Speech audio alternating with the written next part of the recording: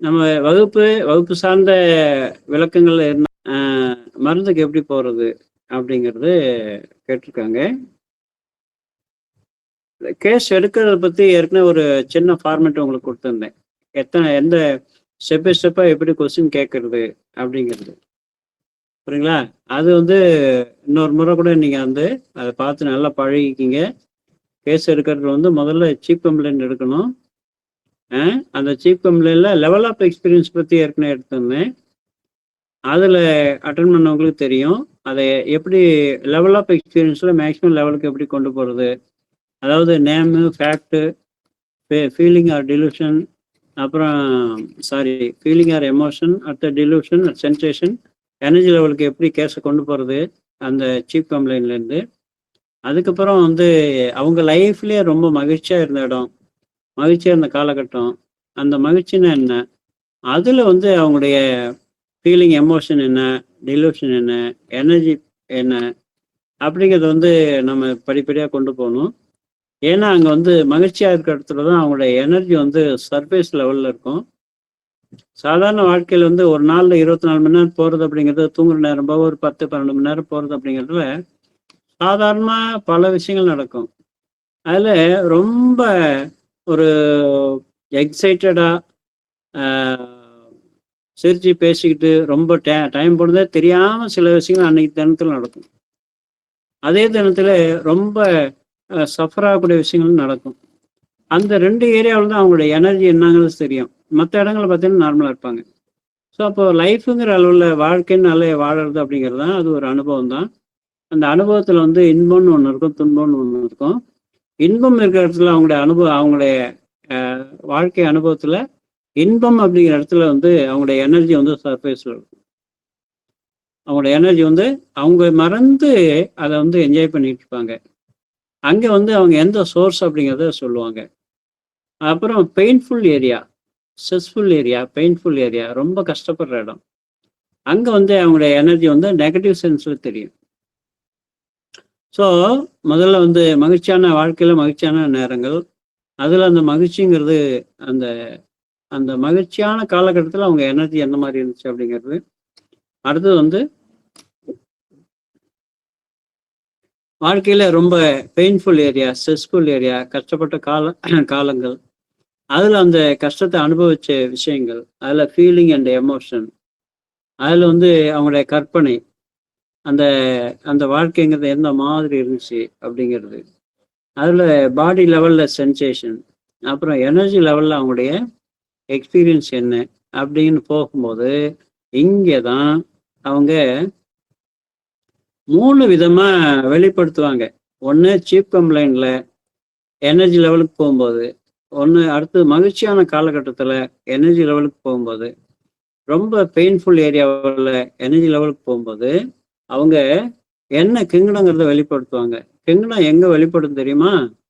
கிங்டங்கிறது வேற ஒன்றும் இல்லை, அதாவது டைப் ஆஃப்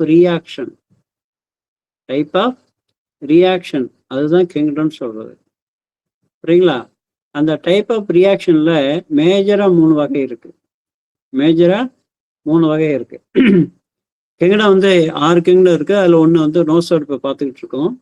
மேஜரா 3 கிங்டம் அப்படிங்கிறது மினரலு, அனிமலு, பிளான்ட். மினரல் அப்படிங்கிறது என்ன அப்படின்னா, அதனுடைய புரிந்து கொள்வதற்கான சொல்றேன்.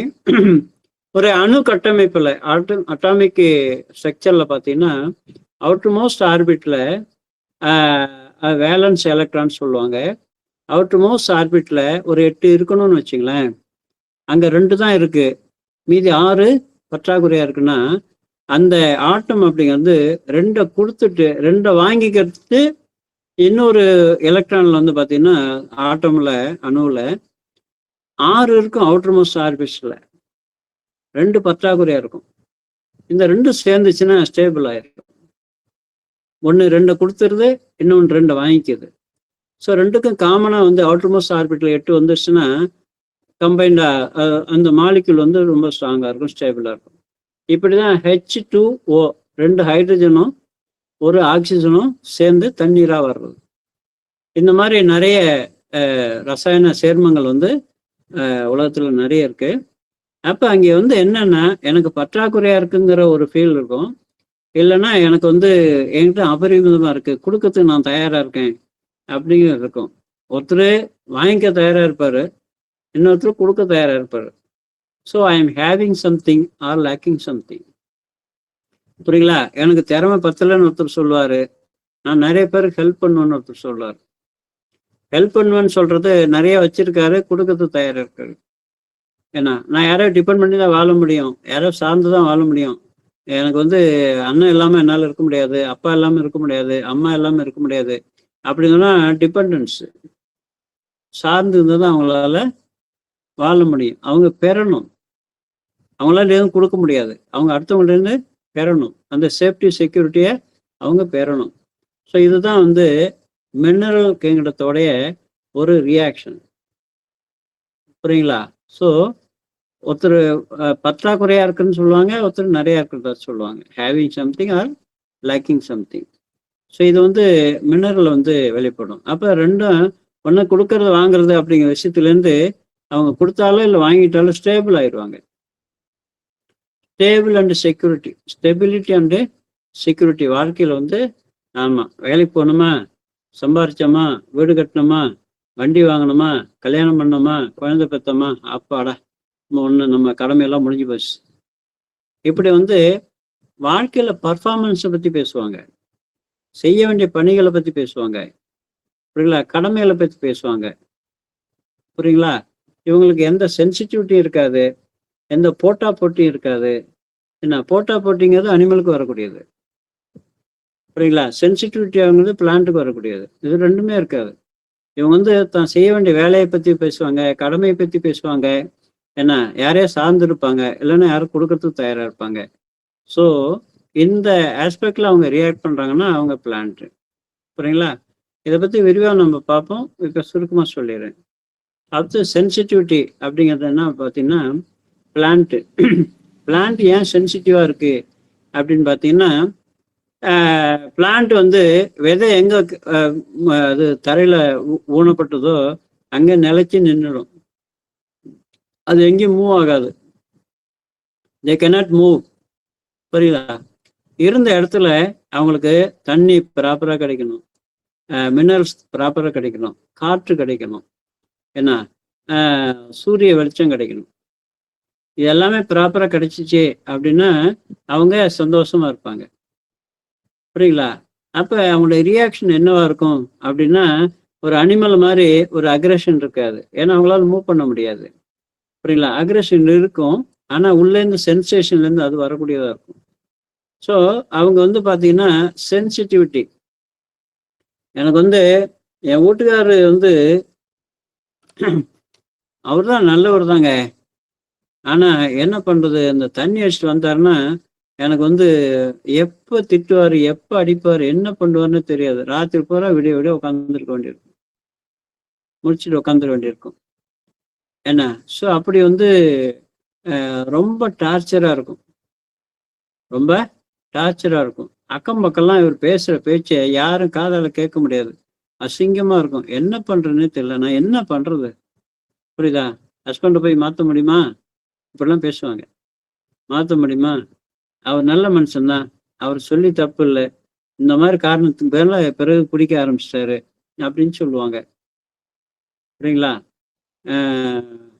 ஆட்டுக்கு வாழை அளந்துதான் வச்சுருக்கான் அப்படி சொல்லி என்னை பேசிட்டாங்க, என்னை இப்படி பேசிவிட்டாங்க அப்படின்னு சொல்லி அதுக்கப்புறம் தான் குடிக்க ஆரம்பிச்சிட்டாரு.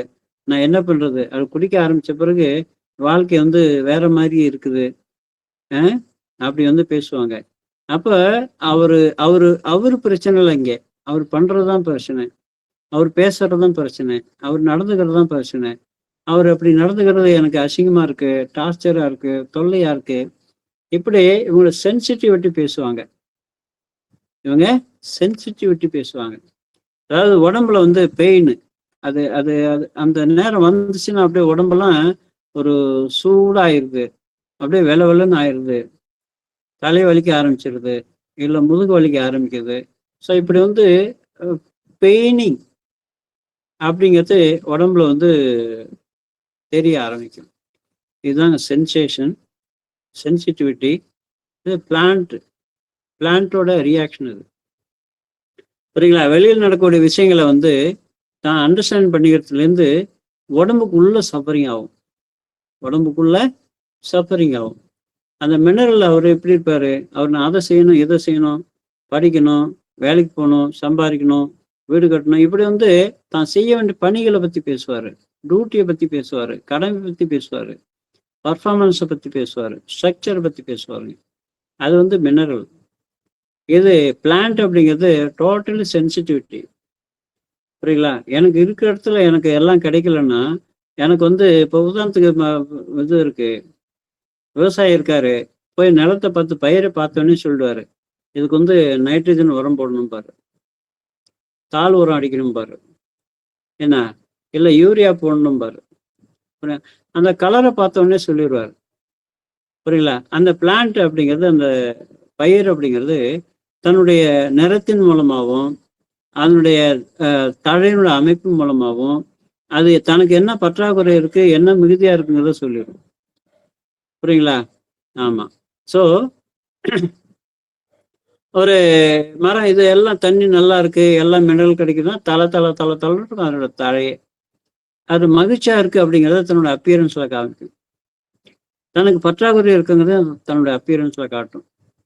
அப்ப மனிதர்கள் வந்து தான் உள்ளுக்குள்ள இருக்கக்கூடிய அந்த அந்த பாதிப்பை என்ன பெயின் மூலம் சொல்லுவாங்க, சென்சேஷன் மூலம் சொல்லுவாங்க.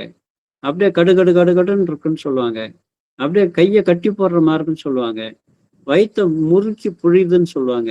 அங்க முறுக்கிறதும் கிடையாது, புழியறதும் கிடையாது, ஆனா அந்த சென்சேஷன் அங்கே வரும். இதுதான் பிளான்ட்டுங்க.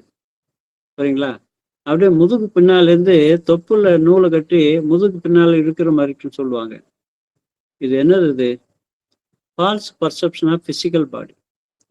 Falls perception of physical body, இதுதான் சென்சேஷன் அப்படிங்கிறது. புரியுங்களா?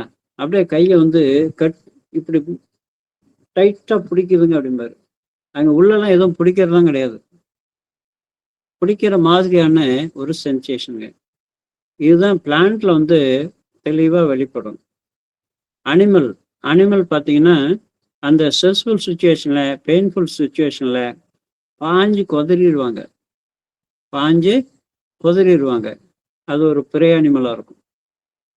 பயந்து ஒடுங்கி போய் ஒளிஞ்சுப்பாங்க. சாரி, ஏற்கனவே சொன்னது பிரிடேட்டர். பயந்து ஒடுங்கி போய் உள்ள ரூம்குள்ள போய் தாழ்பா போட்டுப்பாங்க, இல்லை யார் பின்னாலே ஒளிஞ்சிப்பாங்க. இது வந்து ப்ரேயா இருக்கும், பாதிக்கப்படக்கூடிய அனிமலா இருக்கும். அது பாயக்கூடிய அனிமலா இருக்கும். ஒன்று பாய்வது, இன்னொன்று பயந்து ஓடுவது. இது அனிமலுடைய ஒன்று பிரிடேட்டர் இல்லைன்னா ப்ரே. இது வந்து அந்த ஸ்ட்ரெஸ்ஃபுல் சுச்சுவேஷன்ல ரியாக்ஷனா இருக்குங்க. புரியுங்களா? ஸோ இதுதான் இந்த இதுல வந்து பார்த்தீங்கன்னா பிளான்ட்டுக்கு வந்து சென்சிட்டிவிட்டி, அனிமலுக்கு வந்து என்ன அப்படின்னா அனிமலுக்குள்ள அது கீவேர்டு அப்படின்னு பார்த்தீங்கன்னா மொபிலிட்டி. மொபிலிட்டின்னா என்ன? எந்த உயிரினம், அதாவது அனிமல் கிங்டத்தில் வரக்கூடிய எந்த உயிரினத்தில் வந்தாலும் எடுத்துங்க, புரியுதா? தான் வாழ்வதற்காக, தன்னுடைய உணவுக்காக அது ஒரு இடத்துல இன்னொரு இடத்துக்கு போயாகும். சின்ன பூச்சி இனங்கள்ல இருந்து, புழு இனங்கள்ல இருந்து, பெரிய சிங்கம், யானை முதற்கொண்டு, மனிதர்கள் முதற்கொண்டு எல்லாருமே மூவ் பண்ணி ஆகணும். அதுதாங்க மொபிலிட்டி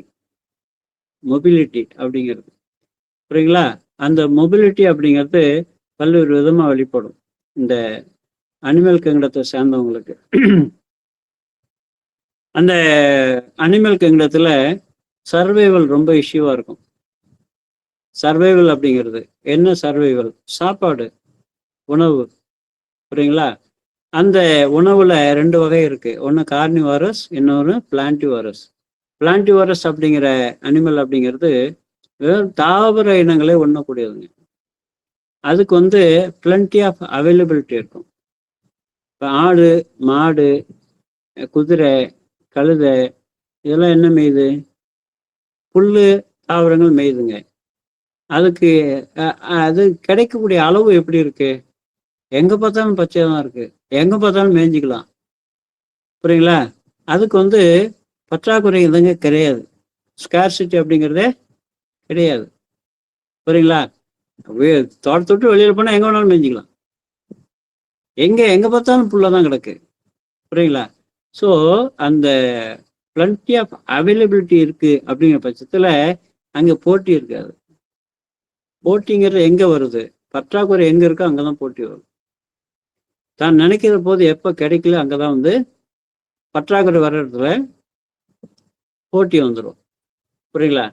அந்த போட்டி அப்படிங்கிறது, அந்த போட்டி மனப்பாடம் அப்படிங்கிறது தான் சில விலங்குகள் மத்தியில் ஹைரார்கி இருக்கும். அதாவது டெரிட்டரி இருக்கும். புரியுங்களா? இப்போ நாய் இருக்கு, தான் தெருவுக்குள்ள வேற நாய் விடாது. டெரிட்டரி. ஏன் நானே இங்கே எவ்வளோ கஷ்டப்பட்டு நான் பொழப்பு நடத்திக்கிட்டு இருக்கேன், இதில் நீ வேற இங்கே வரியா அப்படின்னு சொல்லி விரட்டி அடிக்குங்க. புரியுங்களா? சிங்கத்துக்கு ஒரு டெரிட்டரி இருக்கும், புலிக்கு ஒரு டெரிட்டரி இருக்கும். அங்கங்கே போய் சிறுநீர் கழிச்சு வைக்கும், அதை தன்னோட எல்லையாக்கி வச்சுக்கும். புரியுங்களா? மோப்ப சக்தினால அது வேற எதுவும் அதுக்குள்ள வரும்போது தெரிஞ்சுக்கும், இது நம்ம ஏரியா இல்லை, இது வேற ஒன்று ஏரியா வேலி கட்டி வச்சிருக்கு அப்படிங்கிறது தெரிஞ்சுக்கும். ஸோ அந்த டெரிட்டரி அப்படிங்கிறது இருக்கும், காம்படிஷன் அப்படிங்கிறது இருக்கும். புரியுங்களா? உணவுக்காக போராடுவது அப்படிங்கிறது இருக்கும், ஸ்ட்ரகிளிங் ஃபார் சர்வைவல் அப்படிங்கிறது இருக்குங்க. இது அனிமல் கிங்டத்துக்கு ஜென்ரல் நேச்சருங்க. புரியுங்களா? காம்படிஷன் இருக்கும், ப்ரிடேட்டருக்கு அக்ரெசிவ்னஸ் இருக்கும், பிரேக்கு ஹைடிங் சப்மிசிவ்னஸ் இருக்கும். புரியுங்களா? ஸோ விக்டிம் அக்ரெசர் அப்படிங்கிறது இருக்கும், பெரியவங்க சின்னவங்க, உயர்ந்தவங்க தாழ்ந்தவங்க. ஸோ இப்படி ஹைரார்கி நிறைய இருக்கும். புரியுங்களா? ஸோ இது அனிமல் கிங்டம். ஸோ அனிமலுடைய ஜென்ரல் வேர்டு அப்படின்னு பார்த்தீங்கன்னா mobility. Animal, sensitivity plant, stability mineral. ஓகேங்களா? இந்த 3 கிங்டத்தை நம்ம இன் டீட்டெயில் நம்ம தனியாக வகுப்பு எடுப்போம், அதில் புரிஞ்சுக்கலாம். அதுக்கப்புறம் பார்த்தீங்கன்னா கிங்டம் வந்துருச்சா? கிங்டம் வந்துட்ட பிறகு பிளான்ட்டுக்குன்னு தனியாக டேபிள் இருக்கு. அந்த பிளான்ட்டோட டேபிளில் 6 சப்கிளாஸ் இருக்கு. 6 சப்கிளாஸ் இருக்கு. புரியுங்களா? இந்த பிளான்ட்டோட சப்கிளாஸ் அப்படிங்கிறது தான் மினரல் ரோ இஷ்யூவாக வரும். Row, hydrogen row, lithium row, natrum line, அப்புறம் சிலிச்சா லைனு. ஸோ நேட்ரம் சிலிக்கா 2 ஒன்று தான். அப்புறம் ஃபெரம் சீரியஸு, அப்புறம் அர்ஜென்டம் சீரியஸு, அடுத்தது கோல்டு சீரியஸ். இந்த மாதிரி 6 ரோ இருக்கும். இது ரோங்கிறது லைஃப் இஷ்யூ. அவங்க வாழ்க்கையில் என்ன, வாழ்க்கையில் ஹாப்பியாக இருக்கணும், மகிழ்ச்சியாக இருக்கணும், என்ன வேணுங்கிற ஒரு கேள்வி கேட்போம் நம்ம இதில். ஸோ அங்கே அவங்களுடைய நீடு என்னன்னு பார்த்தீங்கன்னா எந்த ரோங்கிறத காட்டும், சொல்லும். புரியுங்களா? அது நான் கேஸ் டேக்கிங் கொஸ்டினரிஸில் அது ஒன்று இருக்குது. அதில் நீங்கள் இந்த பிளான்ட்டாக இருந்தால் சப் கிளாஸ் என்னங்கிறத புரிஞ்சுக்கலாம். 6 சப் கிளாஸில் ஏதோ ஒன்றில் தான் வருவாங்க, யாராக இருந்தாலும். ஏதேனும் ஒரு சப் கிளாஸில் மட்டும்தான் அவங்க அமைவாங்க. புரியுங்களா? அது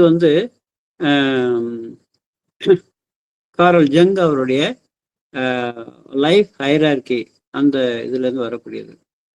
புரியுங்களா? அப்புறம் இது பிளான்ட் ரெமடியில் பார்த்தீங்கன்னா ஒன்று வெர்டிகலாக சப்கிளாஸ் பார்த்துருவீங்க, வெர்டிகலாக ஒரு 6 இருக்கும்.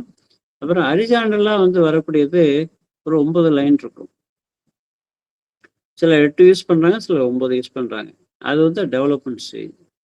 அதாவது வாழ்க்கையில் அவங்க பிரச்சனைகள் வரும்போது எந்த வளர்ச்சி நிலையிலேருந்து அவங்க விஷயங்களை கையாளுறாங்க, எதிர்கொள்கிறாங்க அப்படிங்கிறது. இது பார்த்தீங்கன்னா மினரல் காலம் அப்படிங்கிற மாதிரி வரும்.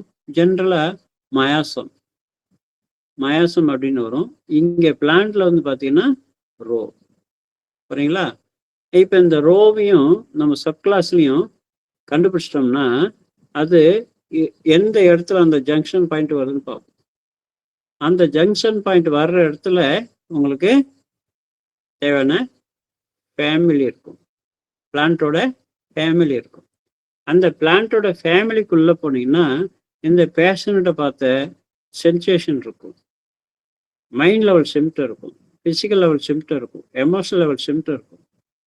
அதை பார்த்து என்ன பிளான்ட்ல வர்றாங்க அப்படிங்கிறத நீங்கள் புரிஞ்சுக்கலாம். அதுக்கு ரெப்பர்ட்ரி யூஸ் பண்ணலாம்.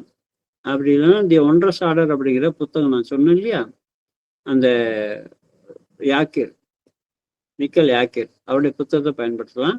இல்லை ராஜன் சங்கருடைய இன்சைட் இன்டு பிளான்ஸ்ன்னு சொல்லி 3 வேல்யூம் இருக்கு, அதை யூஸ் பண்ணிக்கலாம். சரிங்களா? அந்த பிளான்ட் ஆர்டர் நான் உங்களுக்கு வந்து இன்னைக்கு வாட்ஸ்அப்பில் போட்டு விட்றேன். பிளான்ட் டேபிள், அனிமல் டேபிள், அப்புறம் மினரல் டேபிள், இந்த 3 இப்போ வந்து கிளாஸ் முடிஞ்சோடனே உங்களுக்கு போட்டு விட்றேன். நீங்கள் அதை ரெஃபரன்ஸ் வச்சிங்க. மேற்கொண்டு டீட்டெயிலாம் நம்ம கிளாஸில் அதுலேருந்து எடுத்து புரிஞ்சுக்கலாம். இல்லை நேரடியாக நம்ம மனிதத்தில் நடத்தக்கூடிய செமினார் கிளாஸ்க்கு வாங்க, அங்கே புரிஞ்சுக்கலாம். சரிங்களா? ஸோ அனலைசிஸ், கேஸ் அனலைசிஸில் இந்த மாதிரி கிங்டத்தை பார்க்கணும்.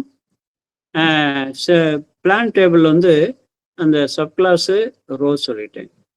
அதுக்கப்புறம் மினரல் டேபிளில் வந்து அந்த மினரலில் பீரியாடிக் டேபிள் இருக்கு இல்லையா, அதில் வந்து 6 ரோ இருக்கும். ஹரிசாண்டில் 6 ரோ இருக்கும். அதுதான் லைஃப் இஷ்யூ. அப்புறம் வெர்டிக்கலாக காலம் இருக்கும், 18 காலம் இருக்கும், 18 ஸ்டேஜஸ் ஆஃப் லைஃப். சரிங்களா? அது வந்து கோப்பிங் அப் மெக்கானிசம். அது வந்து ஒரு மயாசத்துக்கு 2 காலம் வரும்னு வச்சுங்களேன். ஸோ அந்த மாதிரி ஊமில் ஆரம்பித்து ஓல்டேஜில் முடியும் அந்த 18 காலம். ஸோ அதுலேருந்து நாம் வந்து அந்த மனிதனுடைய கிரகண்டத்தை புரிஞ்சுக்கிறோம், அவனுடைய லைஃப் இஷ்யூவை புரிஞ்சுக்கிறோம், அவனுடைய கோப்பிங் அப் மெக்கானிசம் புரிஞ்சுக்கிறோம். ஒரு இடத்துக்கு பர்டிகுலராக போயிட்டோம்னா அப்போ அந்த இடத்துல என்னென்ன மருந்துகள் இருக்குங்கிறத பார்த்து புரிஞ்சுக்கலாம்.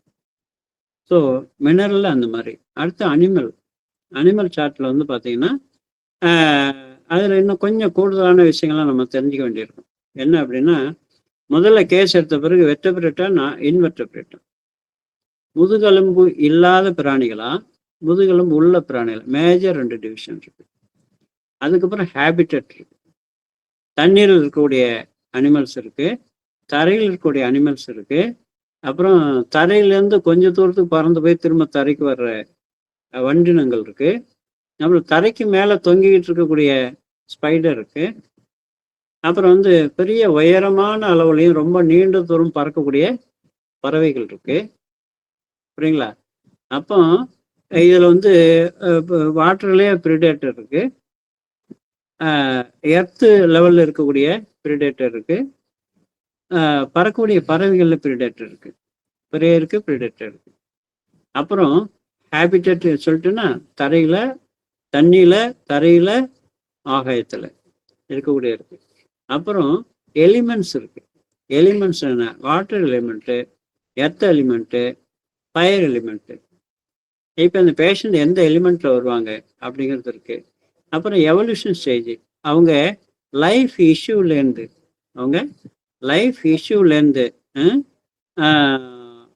ஊம்பில் வருவாங்களா, இன்ஃபான்சி சைல்டுஹுட்டில் வருவாங்களா, ஸ்கூல் ஏஜில் வருவாங்களா, இல்லை அடோலசென்ட்டில் வருவாங்களா, அதை பார்க்க வேண்டியிருக்கு.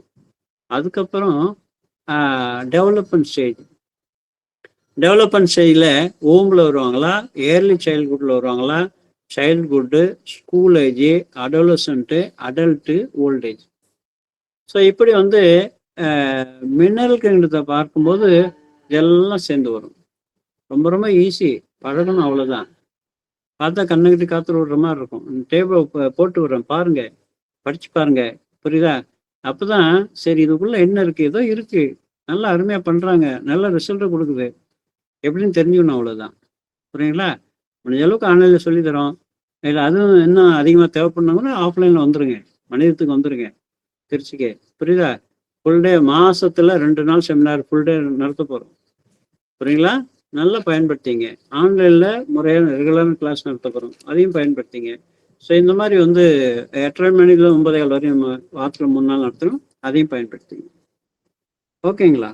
ஸோ கேஸ் அனாலிசிஸில் கிங்கடத்துக்கு எப்படி வர்றது, அப்புறம் அந்த கிங்டம் வந்த பிறகு அந்த டேபிளை எப்படி பயன்படுத்துறது, அந்த டேபிளை பயன்படுத்தி அந்த ரெமெடியை போய் எப்படி சேர்றது அப்படிங்கிறது ஒரு நல்ல அருமையான ஸ்கீமு, சிஸ்டம் பண்ணிக்கலாம்.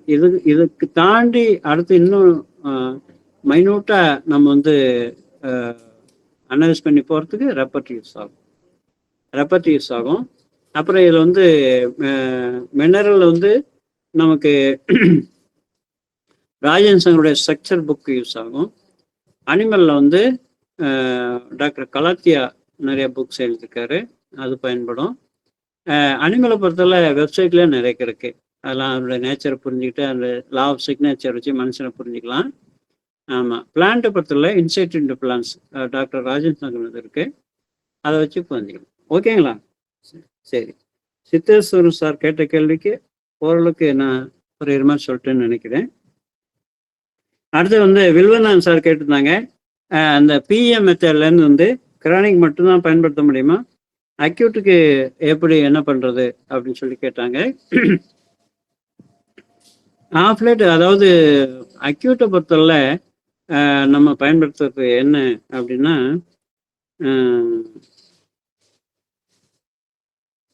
அதாவது கிரானிக் கேஸில் வந்து அக்யூட்டு வேற எங்கேருந்து வருது இல்லை, கிரானிக் கேஸ்லேருந்து வருது. சரிங்களா? நான் இப்போ நம்ம கேஸ் எடுத்து அனலைஸ் பண்ணி கிரானிக் கம்ப்ளைண்ட்டுக்கு மருந்து கொடுத்தாச்சுன்னு வச்சுங்களேன், அவங்களுடைய வழக்கமான லைஃப் சுச்சுவேஷன்லேருந்து ஒரு அக்யூட் கம்ப்ளைண்ட் வருதுன்னா அவங்களுக்கு ஏற்கனவே வந்த கம்ப்ளைண்ட் தான் வரும். இல்லை இருக்கிறது கொஞ்சம் அக்ரிவேஷன் ஆகிற மாதிரி இருக்கும், அக்ரிவேஷன் அதிகமாகிற மாதிரி இருக்கும். அதுக்கு நாம் தர வேண்டியது என்னன்னா அடிஷ்னல் டோஸு தான், வேற ஒன்றும் தேவையில்லை. Unless otherwise due to effect of the external inimical agency. உதாரணத்துக்கு அம்மா வருதுன்னு வச்சுங்களேன், அம்மைங்கிறது இன்ஃபெக்ஷன், வெளியிலேருந்து ஒரு எக்ஸ்டர்னல் ஏஜென்சி இன்ஃபெக்ட் பண்ணி வரக்கூடியது. அப்போ அவருக்கு கிரானிக் கண்டிஷன் கொடுத்த மருந்து வேலை செய்யாது. அப்போ அவருக்குன்னு அந்த அம்மையோட நேச்சர் இருக்கு இல்லையா, அதுக்கு ரெப்பர்டைஸ் பண்ணி அதனுடைய சரியான மெட்ரியாமெடிக்கா எடுத்து கொடுக்கணும். இப்போ மெட்ராஸ் ஐ வருது, அதுக்கு வந்து அதுக்கேற்ற மருந்து தரணும். இப்போ அக்கி வருது, பெரிசிப்ளாஸ் வருது, அப்போ வந்து நம்ம வந்து ரெடிலி யூ கேன் யூஸ் அப்பிஸ் மெல்லிபிகா, அந்த மாதிரி மருந்துகளை பயன்படுத்தணும். புரியுங்களா? இப்போ வெயிலில் போய் வெயில்னால பாதிக்கப்பட்டு தலைவலி வந்திருக்கு, அது வெயில் தான் பிரச்சனை அப்படிங்கிறப்ப அப்போ சன் சோக்கு வரக்கூடிய மருந்துகளை வந்து நம்ம பயன்படுத்தணும். அதர்வைஸ் இந்த மாதிரி எக்ஸைட்டிங் ஃபேக்டர் எதுவுமே இல்லை, எக்ஸைட்டிங் ஃபேக்டர் எதுவுமே இல்லை, பட் அவருடைய லைஃப் சுச்சுவேஷன்லேருந்து ஏதாவது வருது அப்படின்னா அவருடைய கான்ஸ்டியூஷனல் ரெமெடி நம்ம ஏற்கனவே கொடுத்துக்கிட்டு இருந்தோம்னா அதுவே சரி பண்ணிடும். ரொம்ப சிம்பிளுங்க. இந்த பிஎம் மெத்தடில் எக்ஸாக்ட் எனர்ஜி லெவல் மருந்துக்கு நீங்கள் போயிட்டீங்கன்னா பேஷண்ட் ஹேண்டில் பண்ணுறது ரொம்ப ரொம்ப ரொம்ப ஈஸி. இப்போ இல்லை அவங்களுக்கு வந்து எக்ஸாக்ட் மருந்தெல்லாம் போகலை, அக்யூட்டாக வராரு அப்படின்னா காஸ்டேஷன் முக்கியமாக பாருங்கள், காஸ்டேஷன் முக்கியமாக பாருங்கள். காஸ்டேஷன் பார்த்த பிறகு நீங்கள் வந்து கேரக்டரிஸ்டிக் சிம்டம் பாருங்கள், தெர்மல் மொடாலிட்டி பாருங்க, தெர்மல் மொடாலிட்டி பாருங்க, கேரக்டரிஸ்டிக் சிம்டம் பாருங்க, அப்படியே காஸ்டேஷன் பாருங்க, அதுக்கு உரிய மருந்தை தேர்வு செஞ்சு கொடுங்க. இதுதான் வழி. புரியுங்களா? பிஎம் அப்படிங்கிறது டோட்டலாக அவங்க எனர்ஜிக்கு மருந்து செலக்ட் பண்ணி கொடுக்கறதுக்கு நல்ல ஒரு சிஸ்டமாக இருக்கு. சரிங்களா? அது போயிடுச்சுன்னா அந்த மருந்தை நீங்கள் கொடுத்து அவங்க ரிசல்ட் பார்த்துட்டீங்கன்னா அவங்களுக்கு அக்யூட்டுங்கிறது ஆல்மோஸ்ட் அவங்க மருந்துலேயே சரியாயிரும். சரிங்களா? ஓகே சார், இவ்வளோ நான் சொன்னதுக்கு நான் கேட்டதுக்கு நான் வர சொல்லிட்டேன். சரி, வசந்தி மேடம், இந்த பேச்சு பாட்டு, அவங்க பேசக்கூடிய பேச்சு பாட்டு இதுலேருந்து அவங்களோட மயசத்தை கண்டுபிடிக்கலாம், மயசத்தை கண்டுபிடிக்கலாம். என்ன, இந்த 10 மயசை பற்றி தெரிஞ்சுட்டுனா போதும், 10 மயாசோட நேச்சர் என்னன்னு தெரிஞ்சுட்டா போதும்.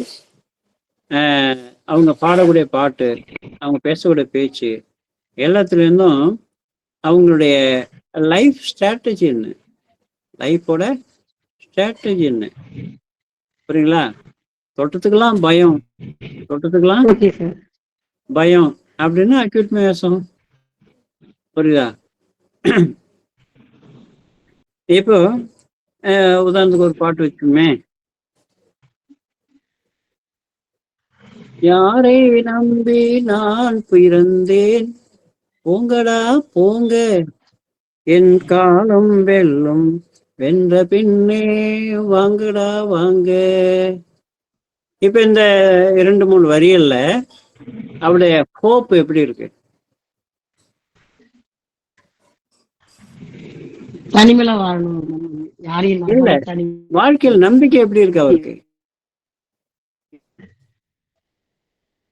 யாரையும் நம்பி நான் வாழல அப்படின்னு. இல்ல, அவருக்கு வாழ்க்கையை பத்திய நம்பிக்கை எப்படி இருக்கு? நீங்க ஏமாத்தலாம், நீ உதவி செய்யாம இருக்கலாம், நம்பிக்கை இருக்கு சார், அதனாலதான் அந்த பாட்டே பாடுறாரு. நீங்க ஏமாத்தலாம், நீங்க என்னை காட்டி கொடுக்கலாம், நீங்க என்னை இப்ப எப்படி வேணாலும் பார்க்கலாம், ஆனா உங்களை நம்பிலாம் நான் வாழலப்பா. எனக்கு எனக்கு தைரியம் இருக்கு, தன்னம்பிக்கை இருக்கு, நான் வாழ்வேன். நீ இன்னைக்கு பாக்குறதுக்கு என்னை பார்த்தா இலக்காரமா தெரியுது, நான் இன்னொரு நாளைக்கு நீயே பிரமிக்கிற அளவுக்கு நான் உங்க முன்னால வாழ்வேன் அப்படின்னு நம்பிக்கை விட்டுறாரு இல்லையா? நம்பிக்கையோட பாடுறாரு இல்லையா? இது சோரிக் மயாசம், இது சோரிக் மயாசம். புரியுங்களா? ஸோ இவ்வளவுதான். நம்ம அந்த மயாசை பத்தி தெரிஞ்சு வச்சுட்டோம்னா அவங்களுடைய பாடல்கள், அவங்களுடைய பேச்சு, அவங்களுடைய துணி எல்லாத்தையுமே சொல்லலாம். உதாரணத்துக்கு தான் இது. சரிங்களா? திருவள்ளுவர் சார் லெசன் எடுக்கும்போது முடிவில் கேஸ் இருந்தா பண்ணலாம், அது உயிரோட்டமாக இருக்கணும், முழுமையாக 100% ஒப்புக்கிறேன். அடுத்து வரக்கூடிய கேசஸ் எல்லாமே இந்த கண்ணோட்டத்தில் நான் கிளாஸ் எடுப்பேங்க. இல்ல 3/4 மணி நேரத்துல லெசனும் கேஸும் முடியாது. ஒரு வகுப்பு லெசன், ஒரு வகுப்பு கேஸ் இருந்தா கூட ஓகே. கண்டிப்பா கண்டிப்பா கண்டிப்பா பண்ணிக்கலாம். அடுத்து அந்த நடராஜன் சாருங்களா, மலர் மருத்துவத்தை பத்தி கேட்டீங்க. நடராஜன் தானே? ஆமா, நடராஜன் பாலசுப்ரமணியன். மலர் மருத்துவம் அப்படிங்கிறது மைண்டை பேஸ் பண்ணியிருக்கு. இது பத்ராஸ்ல செல்லை குரோ பண்ணணும் அப்படின்னு சொல்லி சொன்னாங்க அப்படின்னு சொல்றாங்க. இது ஹோமியோபதி சயின்ஸ் இருக்கு பார்த்தீங்களா, அது திருக்குறள் புத்தகம் மாதிரி. புரியுங்களா? உலகியல் வாழ்க்கைக்கு ஒரு அர்த்தம் சொல்லுவாங்க, அருளியல் வாழ்க்கைக்கு ஒரு அர்த்தம் சொல்லுவாங்க, என்ன பொருளியல் வாழ்க்கைக்கு ஒரு அர்த்தம் சொல்லுவாங்க, ஒரே குறள்லையே. இந்த அகரம் முதல எழுத்தெல்லாம் ஆதிபவன் முதற்றே உலகு அப்படிங்கிறதுக்கே 4 விளக்கங்கள் வரும். புரியுங்களா? இது இது ஹானிமனுடைய ஹோமியோபதி அப்படித்தாங்க, ஆர்கனான் புத்தகம் அப்படித்தாங்க. புரியுங்களா? அவங்கவுங்க புரிதலுக்கு அதை தனக்கு தேவையானது எங்க தேவையான அந்த அபரிசத்துல சப்ஜெக்ட் இருக்கோ அதை எடுத்துக்கிட்டு அவங்க பேச ஆரம்பிக்கிறாங்க, செய்யறாங்க. இதில் நிறைய அப்ரோச்சஸ் இருக்கு. ஹோமியோபதியில நிறைய அப்ரோச்சஸ் இருக்கு. ஃபார் எக்ஸாம்பிள் பாருங்க, பிரபல விஜயகருடைய ஒரு அப்ரோச் இருக்கு. என்னது? அதாவது ப்ரெடிக்டிவ் ஹோமியோபதி. அப்புறம் ROH இருக்கு, ரீடிஸ்கவரி ஆஃப் ஹோமியோபதி. புரியுங்களா? அப்போ ராஜன் சாருடைய சென்சேஷன் மெத்தட் இருக்கு. புரியுங்களா? வித்தோல்காஸுடைய எசன்ஸ் ஆஃப் மென்டியாமெடிக்கா அப்படிங்கிற ஒரு அப்ரோச் இருக்கு. இதெல்லாம் பார்த்தீங்கன்னா எதை சொல்லுது அப்படின்னு பார்த்தீங்கன்னா, சயின்ஸ் ஒன்று தான், சயின்ஸு ஒன்று தான். ஆனிமன் அவரால் முடிஞ்ச அளவுக்கு கொண்டு சென்றாரு. அடுத்து பர்னிங்ஹாசன் வந்தாரு, அவரு வளர்த்துட்டு போனாரு. அடுத்து வித்தோல்காஸ் வந்தாங்க, ராஜேந்திரன் வந்தாங்க, இப்போ மகேஷ் காந்தி வந்தாரு. அடுத்து இவங்க வந்திருக்கிறாங்க. எப்படி அவங்கவுங்க பங்குக்கு அவங்கவுங்க லெவல்ல சயின்ஸ் வளர்த்து கொண்டு போயிட்டே இருக்கிறாங்க. புரியுங்களா? இது ஒரே நிலையில நிற்காது. ஆனா நாம என்ன பார்க்கணும் அப்படின்னா, நேரடியாக அந்த எசன்ஸை போய் பார்க்கறது நம்ம புரிஞ்சிட்ட வரையும் நான் சொல்றேன்னு வச்சுங்களேன். இப்போ சிமிலிபஸ் கியூரண்ட், ஒத்ததை குணப்படுத்துகிறது. புரியுங்களா? அந்த சிங்கிள் ரெமெடி பிரின்சிபல் ஹானிமன் இதுதான் சொல்றாரு. மோஸ்ட் மைன்யூட் சிங்கிள் ரெமெடி அப்படிங்கிறாரு. அந்த ரெமெடி அப்படிங்கிறது என்ன? அது ஒரு எனர்ஜி பேட்டர்ன், ஒரு எனர்ஜி பேட்டர்ன். அப்ப நம்ம உடம்புல இருக்கக்கூடிய டிசீஸ்ங்கிறது என்ன? Disease energy pattern. அது வைட்டல் எனர்ஜி பேட்டர்ன்ல இருந்து ஆல்டர்டு ஒன். நம்முடைய our own vital energy pattern ஒன்று இருக்கு, அதுல இருந்து மாறுபட்ட இன்னொன்று, ஆல்டர்டு எனர்ஜி பேட்டர்ன். அதுதான் டிசீஸ் எனர்ஜி பேட்டர்ன் சொல்றது. அந்த டிசீஸ் எனர்ஜி பேட்டர்ன் தான் நாம எதோட மேட்ச் பண்றோம் அப்படின்னு பார்த்தீங்கன்னா, மெடிசனல் எனர்ஜி பேட்டர்ன் கூட மேட்ச் பண்றோங்க. இந்த ஹோமியோ பிரின்சிபல்ல ஸ்ட்ரெயிட்டா அந்த ஒரு வாக்கியத்துல உங்களுக்கு அற்புதமான விளக்கம் இருக்குங்க. புரியுது இல்லைங்களா? அப்ப ஹோமியோ மருத்துவம் அப்படின்னாலே உங்ககிட்ட இருக்கக்கூடிய மெடிசனல் எனர்ஜி பேட்டர்னையும் அந்த துயர்கிட்ட இருக்கக்கூடிய நோய்க்கு காரணமா இருக்கிறது, நோய் எங்க இருக்குன்னு homeo it is in the area of energy, அதாவது டைனமிஸ் சிஸ்டம் அப்படிங்கிறாரு. டைனமிஸ் எனர்ஜி பேட்டர்ன் அப்படிங்கிறாரு. டைனமிஸ் இயக்க நிலையில் இருக்கக்கூடிய ஒரு ஆல்டர்ன் எனர்ஜி பேட்டர்ன்ல இருக்கு. நோய்ங்கிறது உடம்புல இல்லை, அது ஆல்டர்டு எனர்ஜி பேட்டர்ன் தான் அது நோயா இருக்கு. புரியுதா? வைட்டல் எனர்ஜி பேட்டர்ன், அவரோன் வைட்டல் எனர்ஜி பேட்டர்னை ஹெல்ப்லெஸ் கண்டிஷன் அழுத்தி வச்சுக்கிட்டு டிசீஸ் எனர்ஜி பேட்டர்ன் டாமினேட் பண்ணுது. எதை அனிமேட் பண்ணுது? எதை? நம்முடைய ஹோல் பாடியை. அப்போ தலையிலேருந்து கால் வரையும், மூளையிலேருந்து தசை, நரம்புகள், எலும்புகள், தோல் வரையும் அதை அந்த ஆல்டர்டு எனர்ஜி பேட்டர்ன் தான் அனிமேட் பண்ணுது, டாமினேட் பண்ணுது. புரியுங்களா? அப்போ செல்கள் அப்படிங்கிறது இதுக்கெல்லாம் உட்பட்டது தான். அது ஹானிமனுடைய அந்த பிரின்சிபலை யார் சரியா பயன்படுத்தினாலும் ஒற்றை மருந்தை பயன்படுத்தணும். அந்த ஒற்றை மருந்தை பயன்படுத்தி யார் எந்த மாதிரி துயரத்துலேருந்து வந்தாலும் சரி செய்கிறாங்களோ அவங்க கரெக்டாக ஹானிமனுடைய பிரின்சிபலை ப்ரூவ் பண்ணுறாங்க, அதை பயன்படுத்துகிறாங்க. அதை மிகச்சரியாக பயன்படுத்தி துயரரு நலமாக்குறாங்க அப்படின்னு அர்த்தங்க. சரிங்களா? ஸோ இந்த அந்த சயின்ஸை புரிஞ்சுக்கிற விதத்தில் ஒவ்வொருத்தருடைய அப்ரோச்சும் மாறுதலாக இருக்குதுங்க. நான் யாரையும் குறை சொல்ல மாட்டேன். அவங்கவுங்க எப்படி அதாவது எல்லாருமே ஏதோ ஒரு விளைவு கொடுக்குறாங்க, இல்லைன்னா மக்கள் அவங்கள்ட்ட போக மாட்டாங்க. அந்த விளைவு எந்த அளவுக்கு முழுமையானதா இருக்கு அப்படிங்கிறது ரொம்ப முக்கியம். சரிங்களா? முழுமையா புரிஞ்சுக்கிட்டவங்க அந்த முழுமையான தீர்வு தர்றாங்க. அறகுறையா புரிஞ்சுக்கிட்டவங்க அறகுறையான தீர்வு மட்டும்தான் கொடுக்குறாங்க. புரியுதா? அவரவர்கள் எந்த அளவுக்கு இதை சரியாக புரிந்து கொண்டார்களோ அந்த அளவுக்கு தீர்வை கொடுக்குறாங்க. அந்த அளவுல நம்ம புரிஞ்சுக்கிட்டா போதுங்க. சரிங்களா?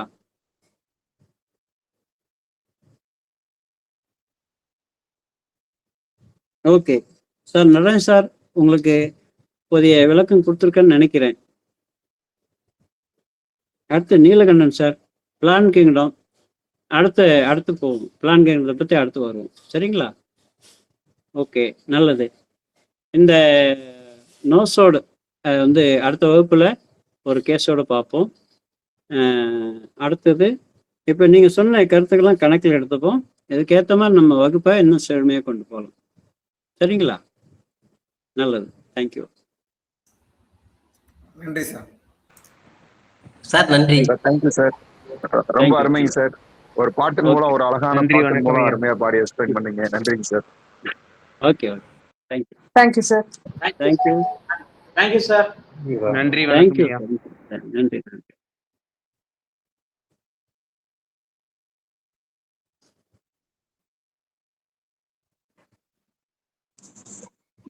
நன்றி. ஐயா வணக்கம் ஐயா. நன்றிங்க. வணக்கம். அந்த மைண்ட் போட்டிருக்கீங்க. நன்றிங்க. இப்ப உடனே போட்டுறேன். போட்டுருங்க.